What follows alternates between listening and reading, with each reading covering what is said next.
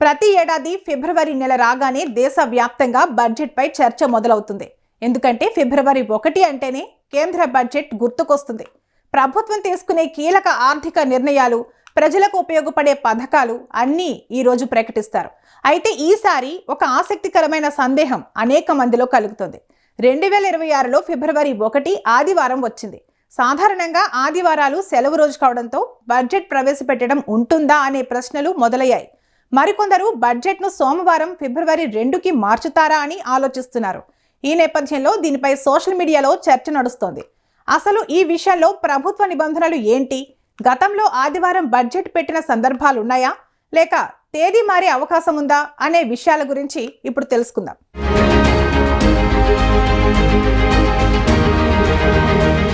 ప్రతి ఏడాది ఫిబ్రవరి 1న కేంద్ర బడ్జెట్ ను ప్రవేశపెట్టడం భారతదేశంలో ఆనవాయితీగా వస్తోంది. ఈ సంప్రదాయాన్ని 2017లో అప్పటి ఆర్థిక మంత్రి అరుణ్ జైట్లీ ప్రారంభించారు. అంతకుముందు ఫిబ్రవరి చివరి రోజున బడ్జెట్ ప్రవేశపెట్టేవారు. కానీ జైట్లీ మార్పు తీసుకొచ్చిన తర్వాత ఏప్రిల్ 1 నుంచి కొత్త ఆర్థిక సంవత్సరం ప్రారంభమయ్యేలోపు బడ్జెట్ ను పార్లమెంట్ లో చర్చిస్తారు. ఆ తర్వాత ఆమోదించేందుకు సమయం దొరికేలా ఫిబ్రవరి 1ని బడ్జెట్ రోజుగా నిర్ణయించారు. అప్పటి నుంచి ఈ ఆనవాయితీ కొనసాగుతోంది. అయితే ఫిబ్రవరి 1 ఆదివారం వచ్చింది. అయినా కూడా తాజా సమాచారం ప్రకారం సంప్రదాయాన్ని కొనసాగిస్తూ ఆదివారం ఫిబ్రవరి 1న ఆర్థిక మంత్రి నిర్మల బడ్జెట్ ప్రవేశపెట్టే అవకాశాలున్నాయి. అధికార వర్గాలు కూడా ఇదే అంచనా వేస్తున్నాయి. అయితే దీనిపై ఇంకా అధికారికంగా ప్రకటన రాలేదు. కేబినెట్ పార్లమెంటరీ వ్యవహారాల కమిటీ తుది నిర్ణయం తీసుకుంటుంది.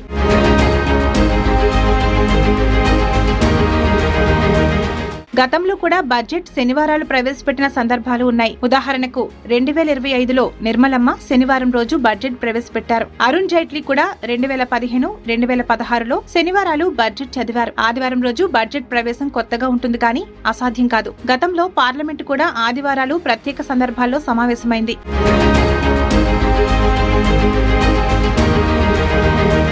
ఇక 2026-27 ఆర్థిక సంవత్సరానికి సంబంధించిన బడ్జెట్ అంచనాలు చూస్తే మొత్తం 11 లక్షల కోట్ల రూపాయల వరకు ఉండొచ్చని తెలుస్తోంది.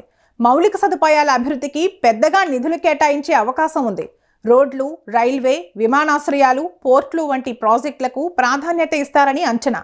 ఈ ఏడాది తమిళనాడు, పశ్చిమ బెంగాల్, అస్సాం, కేరళ రాష్ట్రాల్లో అసెంబ్లీ ఎన్నికలు జరగనున్నాయి.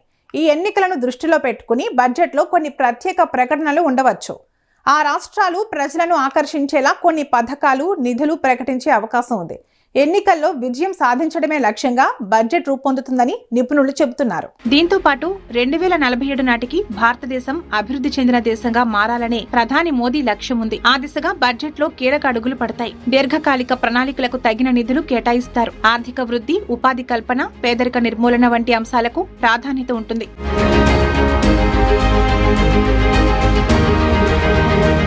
ఇక బడ్జెట్ సెషన్ లో ప్రభుత్వం విత్తన బిల్లును ప్రవేశపెట్టే అవకాశం ఉంది. రైతులకు మెరుగైన విత్తనాలు అందేలా, వ్యవసాయ రంగాన్ని బలోపేతం చేసేలా ఈ బిల్లు రూపొందించారు. దీనిపై ఇప్పటికే చర్చలు జరిగాయి. మొత్తంగా చూస్తే ఈసారి బడ్జెట్ దేశ ఆర్థిక భవిష్యత్తుకు చాలా కీలకంగా ఉంటుంది. మౌలిక సదుపాయాలు, ఎన్నికల రాష్ట్రాలు, దీర్ఘకాలిక లక్ష్యాలు ఇవన్నీ దృష్టిలో పెట్టుకుని బడ్జెట్ రూపొందుతుంది.